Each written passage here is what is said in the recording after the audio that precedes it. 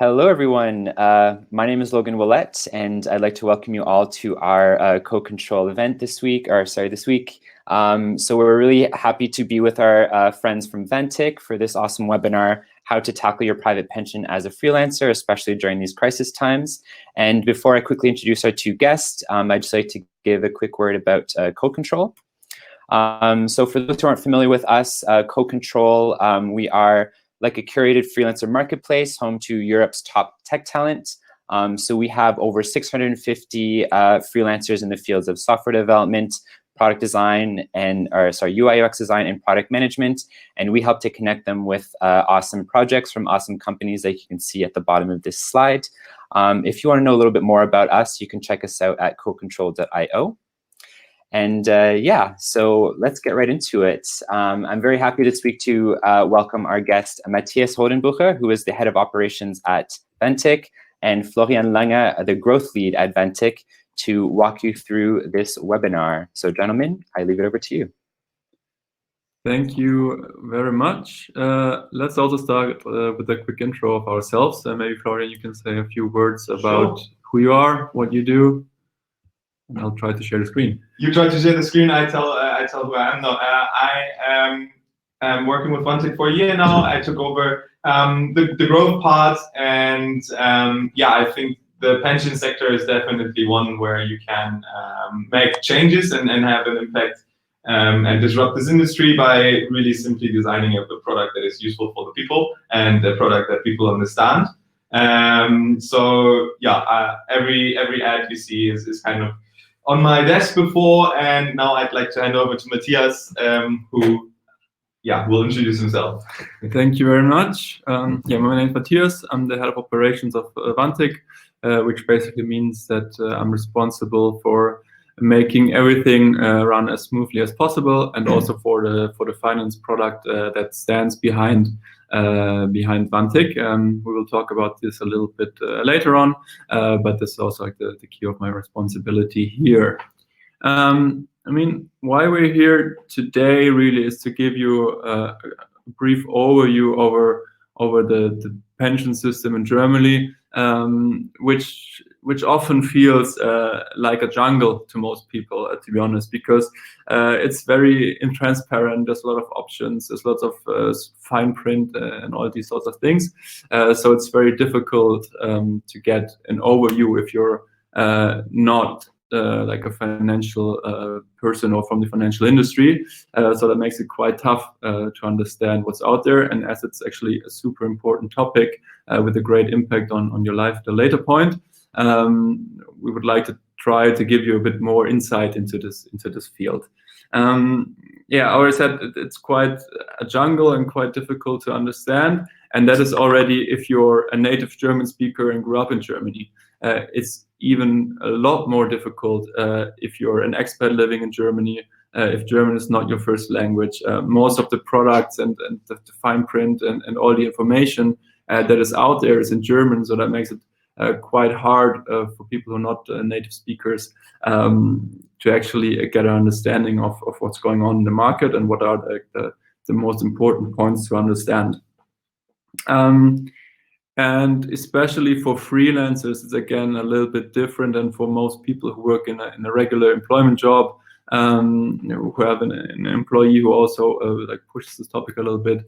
So that's also why we join forces with Code Control to give an update or like an overview specifically for freelancers about the topic of pension. We'd like to answer the most burning questions that we also receive a lot from customers, from friends, from people who are interested into Vantik, so that we can share our insight on this topic. Start with a very fundamental question really is, why is pension different for freelancers than it is for employed or employees in Germany? And this is from one hand due to the independence of you as a freelancer. This is a super nice thing, and probably also why many people in the audience chose to be pure freelancers. You're very independent. You can work on your own terms. So it's quite good that you're very flexible. But on the other hand, this also means that there's a lot of responsibility that comes with it, as there's, especially in the terms of or in the field of pension and taking care of your retirement savings, all the responsibility is with you. So there's no employee that pays social security contributions for you. The things that you don't have to worry about so much as an employee is something that you have to take care of yourself if you're a freelancer. And one of these things, as I said, is your pension plan and your retirement savings. But yeah, I'm sure you guys all are aware of this fact. But apart from the self-determination that I talked about earlier, is what exactly is different. And the main point there is that you're not longer or not insured through an employer. If you work in a permanent position in Germany, your employer pays 50% of your pension contribution for you, and this contribution is actually mandatory. It's directly deducted from your gross salary, and you basically have no choice but to do something for your retirement. As a freelancer, this is very different. You're not automatically insured for your pension, which on the one hand means that you need to do something for yourself, but on the other hand also means that you can do something that fits your life best, actually. So that's also quite a nice thing to do. It is super important, though, to have a clean long-term financial planning in that sense if you're a freelancer. So as I said, there's a lot of independence, a lot of freedom, but also a lot of responsibility.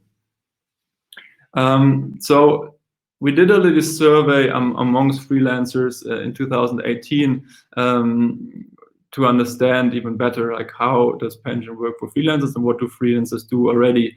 And one thing that stood out of there is that over 50% of the freelancers that we asked believe that they need to cut back on their standard of living when they retire. And this is something that actually also gave us some positive spirit to change that. So to get more freelancers to be more positive and more optimistic about their financial development in old age, so that the decision whether you want to work in old age is actually up to you. So you should, if you decide to work, it should be because you want to and not because you feel like you have to. So today also we want to use this quick session with you to help you to demystify this topic of retirement provisions for freelancers and make it more tangible. The first question that we always get is, when should I start saving? And there's quite a nice analogy or example that helps a lot, I think, to understand better, like, when is a good time to start. Think about when you're baking a cake. It's a bit of an odd and fun example, but I think it really helps a lot to understand the topic. So if you're baking a cake and you have some visitors coming over, some friends coming over, you want to surprise them by making a nice cake, you usually prepare it while you're shopping. You think about a cake, you buy the ingredients that you need, and then you come home and you bake the cake. So what happens if you either change your mind about something with the cake, or if you forgot to buy something, you improvise a little bit. So if you don't have sprinkles at home, you might use Smarties instead. If you forgot to buy apples, you can put in pears, and then you make the cake. Your friends come over. The cake tastes super nice, and everyone's happy, and no one knows that the cake was actually supposed to look a little bit different. So the first lesson from that is that flexibility is very important, so that you can switch things up a little bit. It's a little bit similar with pension savings or with wealth creation in general. If you don't find the 100% ideal product, or if the product has 3.1% of return per year instead of 3.5, And not everyone goes according to the plan that you set yourself. In the end, it's still not really a problem. You will have some additional money when you retire, and yeah, it's not so bad. So the first learning is that flexibility here is one of the key points. But the question was actually, when should I start? So where's the time factor here in this example? So if you think about baking this cake again, everything is more or less flexible when you make the cake. It's variable, but there's one thing that absolutely does not work. If you start baking the cake 10 minutes before your friends arrive, and you put up the temperature of the oven to 400 degrees instead of 200, that will not work. The cake will burn. It will not be very tasty. So basically, it will end in disaster. And for pension saving, that's very, very similar. So the key answer to the question, when should I start, is basically as soon as possible, because then you have a lot more time to save up for your retirement, and in return also do not need to save as much as you would need to if you started very late. 1 second.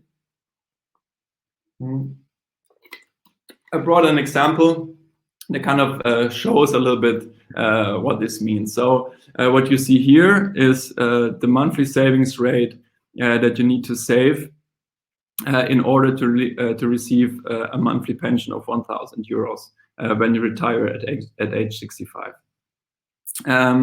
If you start at age 25, you only need to save 277 euros until you retire. Whereas when you start at age 45, you need to save 705 euros. So actually 3 times as much, almost. And also overall, the savings that you will need to make also are a lot higher. So if you start at age 25 and save 277 euros a year for 40 years, you will have saved 130,000 euros over the time. If you start at 45, and the rest will come through a return and compound interest. If you start at 45, you will have saved 170,000 euros out of your income to reach the same result. So actually, the earlier you start, the less you need to save. So it's a very good idea to start as soon as possible. I just mentioned already the term of compound interest, and actually when you're saving, this is the best friend you can have. I brought another small example just to give some more feeling what that means. So if you did a one-time payment at age 25 of 5,000 euros and have a payout at age 65, with compound interest, this will be more than 12,000 euros. If you invested the same amount in the same product with a 3% return, your result would only be a 9,000 euro payout. So again, the interest here is working in your favor a lot. So the answer to the question, when should I start, is basically as soon as possible. So yeah, I think that's the first takeaway. The second question that we get a lot is how much do I need to save? And unfortunately, this is not as easy to answer with an as clear answer as the first question that we answered. This depends a lot, of course, on how you want to live in retirement, and also your personal situation, and also how long you will be able to save. A good idea is to look at the pension gap, as it's called. So basically the gap in income between your last income before retiring and your retirement income. If you're employed, you will get roughly 50% of your pre-retirement income in Germany as a pension. If you're in different or in specific areas of work, it's a little bit more. But as I said before, as a freelancer, you don't usually pay into the public pension system.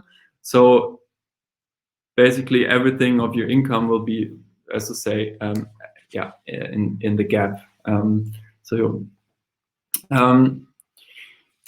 However, we also see that not as many people, and even freelancers, are taking sufficient provision and are somewhat living on the edge, as we call it here.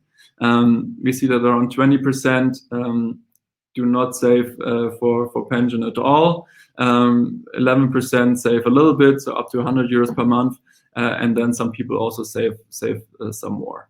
Of course, the amount that you save per month, it depends a lot on also how much you can save on your age, on your income, and so on. But overall, yeah, a lot of people are actually not saving at all. Living the risky life. Living the risky life, if you wish, yes.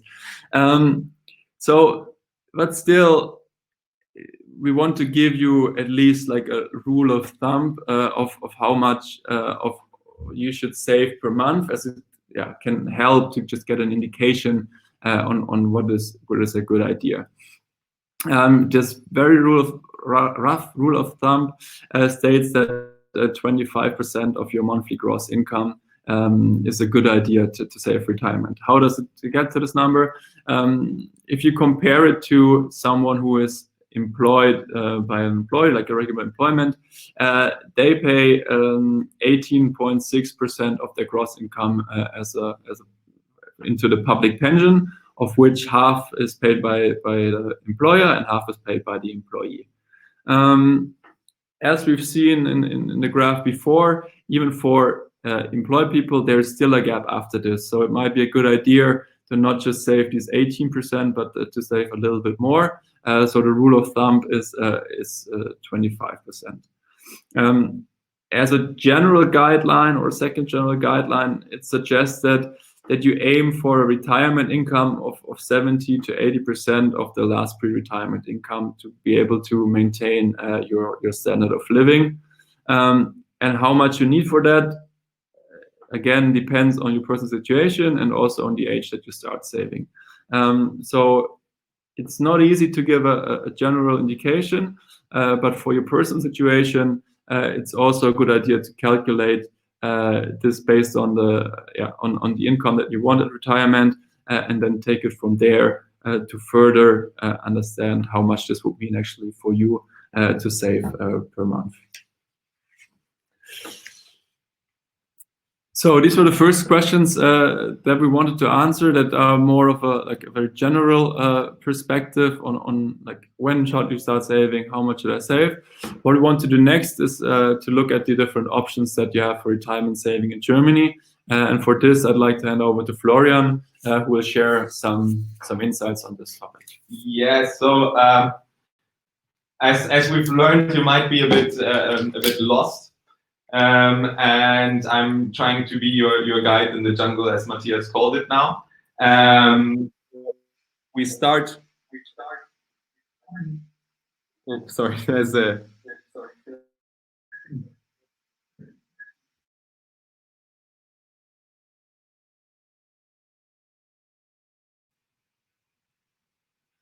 No.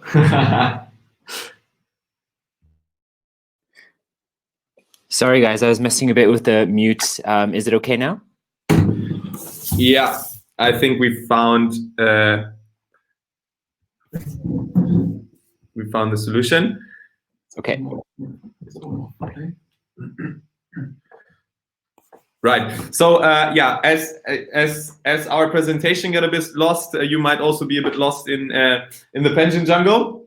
So I'm trying to map out the options you have. Not only as a freelancer, there are of course some further options for the employed, but they are grayed out in this part. So this part will only focus on what you can do specifically as someone who decides to take the career of a freelancer and enjoy all the freedom and independence.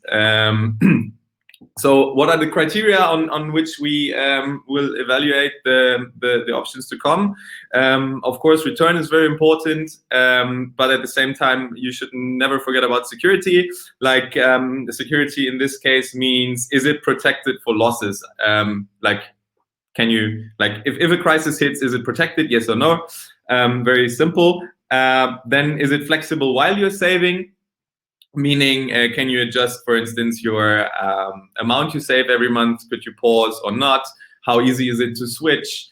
Flexibility while retiring is more about what happens if you are actually retired and have reached your retirement age. Is it a monthly contribution you get, or will you get a lump sum? Then, of course, cost is an important factor that plays a part into evaluating the options you have. Ease of use is how easy is it to use it, and also is it easy to understand? Like, do I need to read 15 books before I can try to understand this, or is it something that explains itself naturally? And also, since parts of you guys probably won't stay in Germany for the rest of their lives, we also put in how globally can I use this pension product? Like, can I take it with me? Should I decide to leave Germany? Like, can I take it to another place? So, of course, you have the public pension. Also, as a freelancer, you can contribute to the public pension. What employed people do, as Matthias mentioned, the mandatory thing for them, they're 18.5%. You can also decide to voluntarily contribute towards that. It is protected. The return is currently around 0.5 to 2%. It is very safe and also protects against garnishment. So if you should file for bankruptcy privately, your contribution is protected. Is it flexible while you're saving? Not really, because you have a limit. So for the public pension, you can pay in maximum 14k euros a year. So that doesn't give you a lot of space. You will receive a lifelong pension when you reach your retirement age. The nice part about that is, or not a nice part, you save from your gross income, means that you don't pay taxes on your contributions. However, this should be taken with a pinch of salt, as you would pay taxes when you're retiring, because that will be your income, and then you would pay income tax on the amounts you receive from your public pension. Easy to use, yes, it is. If you're employed, it gets automatically contributed, and if you decide to voluntarily contribute, it is also very easy to pay in. The little catch with taking it away out of Germany is you have to pay in for at least 5 years in Germany in order for it to be valid, and in order for you to be taken into consideration as someone who gets their public pension. You can pay out globally when you retire. So should you decide that you don't want to retire in Germany, you could easily get your contributions also laying on the beach somewhere else. So as a sum up, it's better than its reputation, and it's a good basic foundation also for freelancers. However, it is dependent on a variety of factors such as demographic developments and political situations, which party is at the power at the moment, and that's a bit of a gamble sometimes, because it is really dependent on the political and demographic situation of Germany, which is not very much predictable. However, it is a good baseline contribution. Then their freelancer pendant to the voluntarily pension is the Rürup rente. Here it is very hard to say how much money you will get as a return, because there's different options. You have the one which is classic, where you have guaranteed contributions. However, there the return is not so much, but it's guaranteed. And you have the version where you choose to connect it with funds. However, the risk is that you can lose money if it's fund-based, and we are in a global recession at the moment you retire. There might be the chance of losing money. Also, with regards to security, it is not protected against garnishment and Hartz IV. So should you not be able to work, or should you be unemployed, the state will take the contributions of your Rürup rente into consideration when determining how much money you will get as social support.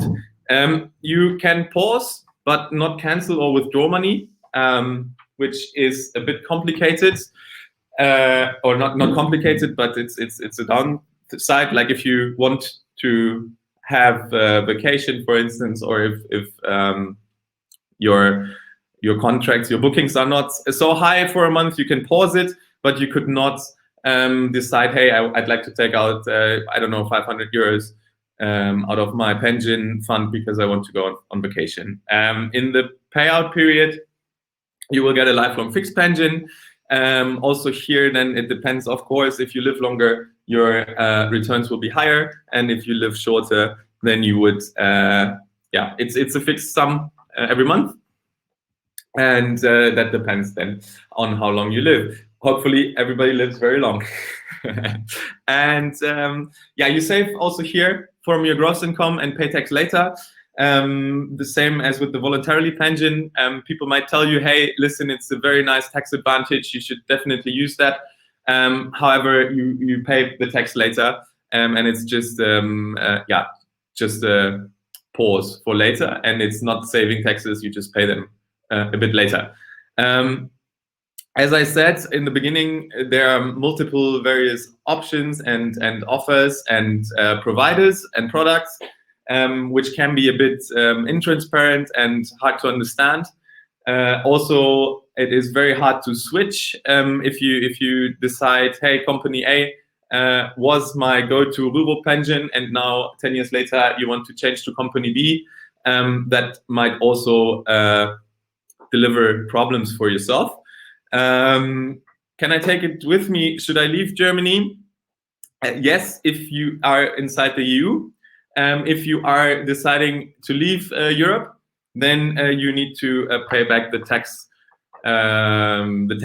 benefits you've got. So should you decide to leave Europe, you would need to pay a fine in brackets for leaving Europe.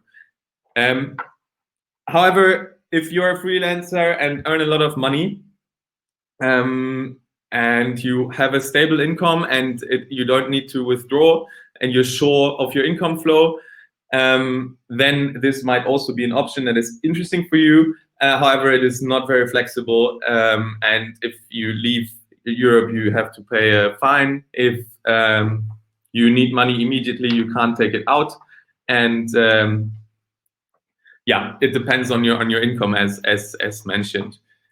So then we have life insurances, which is an option that should be taken off, but I'll still discuss it. Even many insurance companies don't believe in the concept anymore and stopped their business regarding the life insurance, or they sold it to foreign venture firms who are speculating with the life insurance model. So the returns are generally rather low.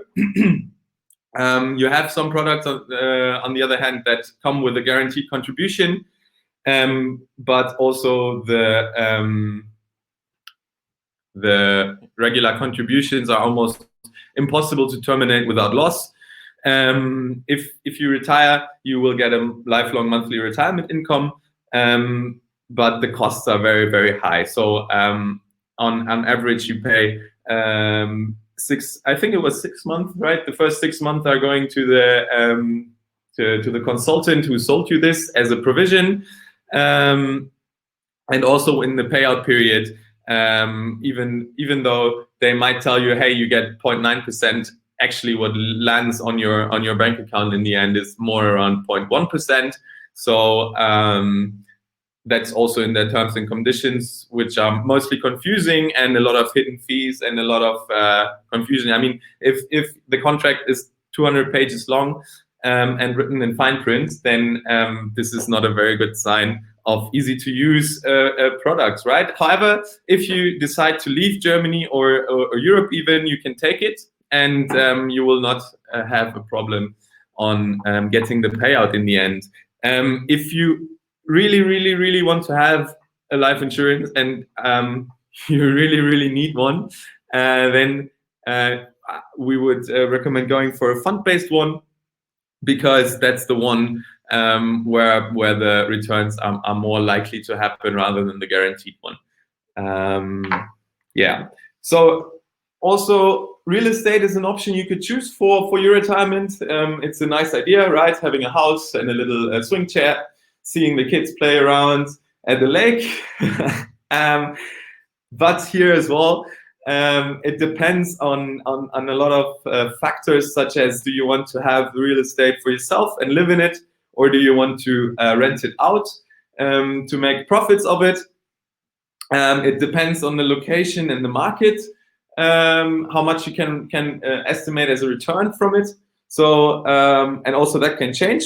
For instance, due to climate change, or earthquake can happen, or not so nice, the demographic change can happen, and the location of your real estate is now in an area of the city that is not fancy anymore, and then your real estate drops in value massively. This is also why we put there that it is not protected.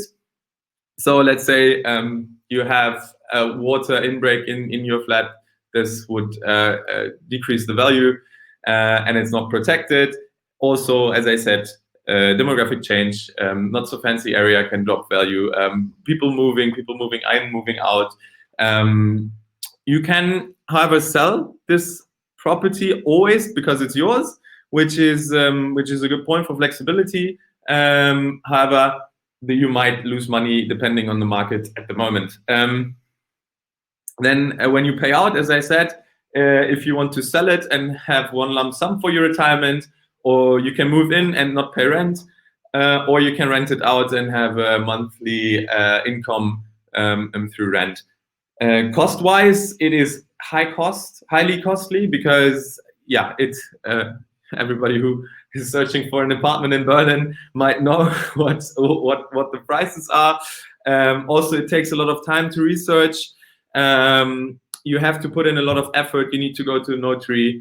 You can't just sell it immediately. You need to find someone who buys it. You need to find a real estate agent who sells it for you if you don't want to do it yourself.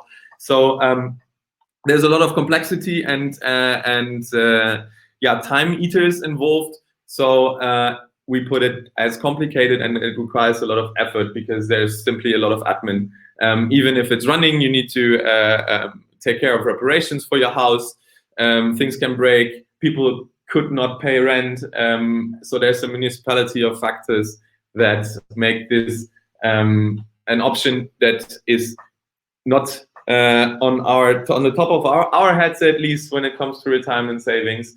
Also, if you decide to leave, it might get a bit difficult to handle, because you can't take the house with you if you move to Spain, for instance. That yes, should be aware. Like, it is nice to have as a home, but it might slow you down. You're fixed to a location. If your career changes, if your relationship changes, you need to have your life completely planned out in order to contribute and to commit to a big investment such as real estate. Then, of course, you have the option of investing in ETFs, for instance. Many banks offer the option to create a savings plan. If you do it right, you can achieve good returns. However, you can lose everything if the stocks you chose are going down. You are very flexible in terms of contributions, in terms of how much you want to put in, how much you want to buy, which stocks you want to buy, which ETFs you choose, what model are you choosing. So that's very flexible. You have a lot of freedom, which is closely to your freelancer life, I think. And however, the payout is also flexible. You don't have a contract. You can decide also when you want to sell your stocks or your shares or whatever option you chose. The costs are comparably quite low. However, you need to have a certain level of knowledge. Otherwise, this is a gamble. And gambling as a pension is not a sustainable model. I would say. So you can lose everything if you don't have if you did your homework right and did proper research or chose for the right combination of stocks. You can take it wherever, and you can pay in and pay out wherever. So it's a very flexible option. And if you have the know-how and can keep a cool head, you get the best profits, to be completely honest. However, it can be sometimes quite challenging, especially in times like this when the market goes down, not to lose your mind and sell all your shares, or try to make rush decisions about your money and your investment. So if you have the knowledge and the time, this can be an option for your retirement saving, and a very profitable option as well. So now I'm going to change laptops again. All right, thank you very much, Florian. Just to wrap up what we just heard, I think it was a lot of information, so just to let it sink in a little bit. I'm just going to wrap up the different options that we have. So for the public pensions, we said that the return is not great, but you have a lot of security, and the costs are also not so high, but it comes at the cost of giving up flexibility, and the possibility to take it with you. For Rürup, the return, it depends a lot on the option, as Florian discussed. You have a good level of security, especially if you choose the classic version of Rürup, but at the same time, it's not very flexible. It's pretty costly, and it's not so easy to use. The contracts are quite difficult to understand. It's quite similar for life insurance, actually. There, the return is actually not great at all. You have a lot of security. You can take it with you, which can be, especially if you're an expert, can be quite a nice thing. At the same time, it's quite pricey. It's not flexible, and also the contracts are, to be honest, quite a nightmare. For real estate, as Florian said, it depends a lot on your personal situation. If you want to live in it, then it can be a valid option. Apart from that, it can also be quite difficult, and also, of course, very difficult to take with you. For investing, I think if you know the topic of shares and ETFs and funds and these kinds of topics, it can be very, very interesting. You are very flexible. You can take it with you wherever you go, and the costs are actually very low. The only downside is that you have risk involved, and that you need to spend some time or know the topic rather well to be able to make a confident decision in this area. So actually, this is the picture that we saw as Vantik as well in the market, and that's why our goal was to create a product that actually is of a better fit for most people, and especially for freelancers, actually. So we created a product that allows you to do retirement planning and saving money in general, that is more secure, that is more flexible, and especially that's easier than the products that we have seen in the market up to this point. So what do we do, or how does it work? At the core of our Vantik product is the Vantik Fund, as we call it. It's a fund that's specifically created for retirement savings. So this means that it's a highly diversified portfolio that consists of stocks, bonds, real estates, and commodities, so spread across all asset classes, and also across geographic regions. So it's invested globally. The goal is to achieve a long-term profit of 3.5% after all costs. So to receive a valid return at a low risk and a low volatility. At the same time, we invest our funds sustainably, which is very important to us, because if you want to save money for the future and for your retirement, you also want to make sure that this future actually is worth living and is in a world that is not broken. So this is the core, and due to the high diversification, the risk is also lowered already. But on top, we still have the security buffer that is aiming to reduce the risk even more. So how this works is that you pay a small contribution of 1% of every pay-in, and this is put into the security buffer.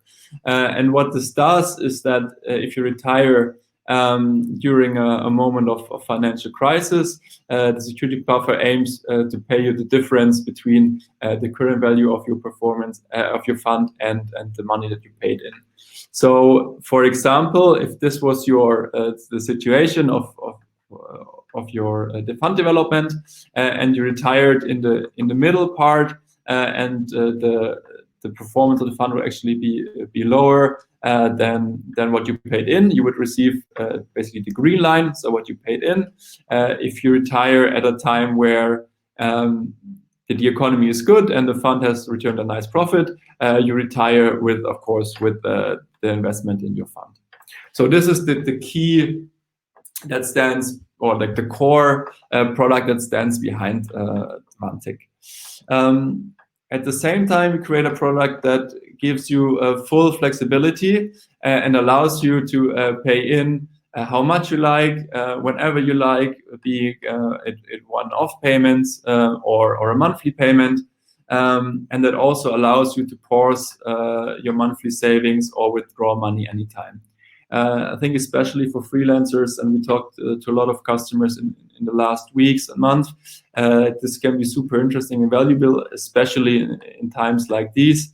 If you're able to pause your savings without any cost or without any problems, that gives you a lot of flexibility and financial flexibility, especially in times where it's needed most. So basically, you can adapt it to your life, whatever fits more. And then the last key point is for us that we aim to create a product that is super easy to use. So basically, we talked about the difficulties with investing on your own, and you need to have the knowledge, you need to look into different things, spend some time with the topic, you need to be kind of an expert. We take care of everything for you. So all you need to do is open up an account at Vantik, set a monthly savings rate or a one-off savings rate, and then you can just watch your savings grow. As you put it nicely here.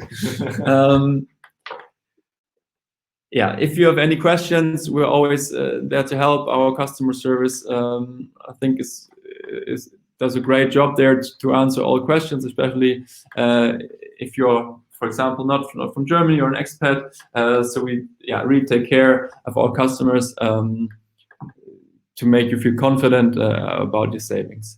Everything works in our app, so you can see where you stand in your savings, how much you've saved. You can pay in and out anytime through the app, and just the whole customer experience that we are aiming for is to make this as easy and as transparent as possible, to provide as many people with a solid retirement savings product in the market.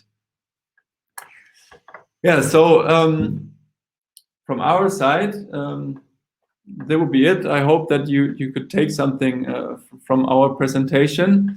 I think we would take some questions. I saw that there were some questions in the... Yes, absolutely. We have 6 questions. So first of all, thank you guys both so much for sharing your insights. And yeah, I'm happy to help to moderate some questions here from the audience. So question 1. Is it possible to pay into the German public pension retroactively for past years in which I've already filed and paid income tax in Germany to reach the 5-year limit, I mean? So, yeah, and that's a very good question. And the answer on that is, in general, you can pay in for 1 year back retroactively, and in certain cases you can also pay in further back in time, but that depends on the case. So there is information available on the page of der deutsche-rentenversicherung.de. and they will then decide on a case basis if it's possible to retroactively go further back than a year. But in general, you can pay in for the last year, and most of the time the deadline is around April and May. So that's the Stichtag, the deadline where you need to decide, and then you can go back 1 year. Cool, great. Thank you. So next question, what was the, so Marcus asked, what was the 70 to 80% KPI on the rule of thumb slide? I guess he missed out, but it said it sounded important. Okay, no worries. So as a general rule of thumb, the idea is to have 70 to 80% of your last pre-retirement income when you retire. So just to have an easy numbers example, if you were to make 10,000 euros when you're age 65 and still working, and you retire at age 67, or it's age 66, the idea would be to have 70 to 80% of that when you're retired. So 7,000 euros, or maybe a more realistic case, if you make like 3,000 or 4,000 euros before you retire, the idea would be have 70 to 80% of that during retirement. That's like what is like general rule of thumb to be able to maintain your standard of living in retirement. Great, thank you. So Michael asks, do you have any specific advice or warnings for dual US and EU citizens? Yes, that's actually a very good question, because it's not that easy for US citizens actually to open savings accounts or investment accounts in Germany, because I think if you're a US citizen, as far as I know, you're always taxable in the US, even though you do not live there anymore. That's my understanding. So it can be quite difficult for US citizens to open accounts in Germany. There's actually not many, I think, companies that do it. With Vantik, you can do it without any problems. We need some additional documents. If you're a US citizen, you need to give your what's the name, Social Security ID, I think.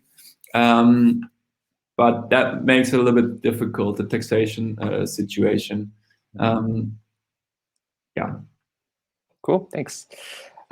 So Margot asks, how much of your revenues should you start now?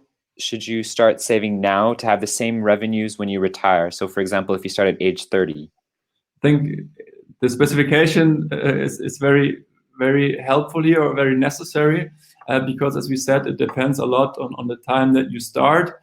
If we look at, I can go back to page 7. So the ratio would be kind of the same for when you for this example. So if you need or if you'd like 1,000 euro, if your revenue is 1,000 euro, or your income is 1,000 euro, and you would like to have this at retirement as well, you would need to save around like 25-30% of your income per month to end up with the same income if you retire at age 65. Mm-hmm. Cool. Roman asks, what is the cost of Vantik? I could not get in a glance as the terms and conditions are too long to read. So it's actually very, very simple. So for the security buffer that I mentioned, the cost is 1% per contribution. So if you save 100 euro, 1% of this, so 1 euro, go into the security buffer, and then there's an annual cost that is 1.2% of your investment. So if you have 1,000 euros invested for a year in Vantik, you would pay an annual fee of 10 euros. If you have 10,000 euros, it would be 120 euros. So 1.2% per year and 1% per payment. Cool. So another user asks, are the monthly payments from Vantik adjustable, or are they locked at a certain amount minimum from the time you start paying in? They are as flexible as possible. So you can both change the amount. You can start from 1 euro and you can change it anytime. The monthly contribution, you can pause, you can change the monthly date that you want to pay, or you can just use one-off payments. That's very flexible. So you can start from €1. You can also change it every month if you like. Mm-hmm. Great. So Michael asks, how do you protect against default? The 1% contributions are hardly covering defaults of big chunks of the fund, right? So the fund is very, very widely spread. It's around 3,000 individual values that are in the fund. So if one of them defaults, it will not greatly affect the value of the fund overall. The 1% contribution or the 1% security buffer contribution is calculated in a way that it can protect in 99.9% of cases for your individual retirement. So if you retire during a financial crisis, 99.9% security level, you will be able to receive the contribution from Vantik. This works because our customers will not retire all at the same time. We have a very wide spread of customers that retire at different times. So this is how the whole model is set up, and also why this low contribution of 1% will be able to cover the defaults. Mm-hmm. So Will asks, can you give some general projections of what the expected return on investment for the Vantik product is, based, for example, on monthly payments of €450 starting with age 40, asking for a friend? That's quite difficult to calculate now. Give me a minute, and I will crunch the numbers for you. 1 sec. Live consultancy. Right. Kannst du das nachrechnen?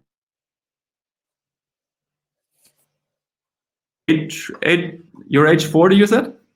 So it's so based on the example, so €450 per month contribution starting at age 40. Yes, and retiring with 65, eh? One would assume, I guess, yeah. Okay. So at a 3.5 return, as is the goal or the target for the Vantik fund, you will receive, or you would end up with €175,000 roughly at your age of retirement. If you would break that down on a monthly payment, I would need to do the calculations again. Divided by 20, divided by 12. So it would be, no more something. A very rough estimate, like €730 more or less per month would be your monthly retirement income. Mm-hmm. So Will, you should start right now. Yes. Sneha asks, what kind of inflation assumptions have you used in your calculations for monthly sums needed examples? And second, WIS, I'm not sure what that stands for. Oh, no, sorry. Is there a maximum limit up to which the amount paid is insured for return? I don't quite understand the second question. The assumption for inflation usually is 2% that we have. Mm-hmm. The second part, I can also. Is there a maximum limit up to which the amount paid yes, there is. It's an annual contribution of €500,000. So it will cover up to €500,000 contribution per year. This is actually due to the fact that we want to avoid professional investors to take advantage of the Vantik security buffer and to use it as a cheap put option. That's why we included this maximum amount. I think most normal consumers will not be affected because most people, I think, won't save more than 500K per year. I mean, I wish it to everybody of you that you're in a position where you can save 500K. Yeah, fingers crossed for everyone. Cool. So last question for now. Are contributions to Vantik tax deductible? They are not. So you pay them out of your net income, which means out of your tax incomes that are not tax deductible. I think the only product that actually pays out of your gross income is the Rürup product. In this case, the contributions are tax deductible, but you need to pay taxes then later on your retirement income that you receive from it. For our product, you need to pay out of your net income, and they are not tax deductible. But the taxes you pay on the return is also not income tax, but it's investment tax, which is a bit lower than the income tax in Germany. Cool. Great. Well, gentlemen, we're at the end of our questions, and yeah. So, do you have any maybe last words that you want to share with our guests?